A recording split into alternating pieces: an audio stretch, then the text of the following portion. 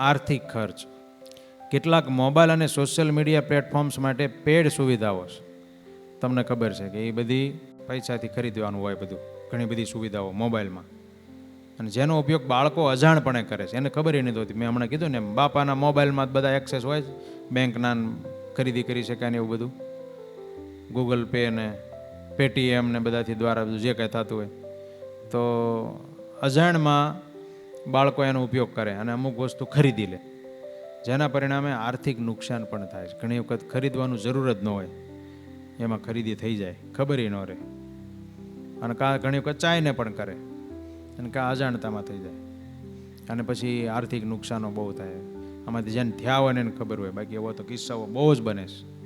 કેટલા બધા એવા કિસ્સાઓ બને, બિચારા મા બાપ પછી એમાં ઘણી વખત એને ખબર ન હોય આ બધા પૈસા ક્યાં વપરાઈ જાય, જોવે ત્યારે ખબર પડે. એટલે બહુ મોટું એનું આર્થિક નુકસાન થાય છે.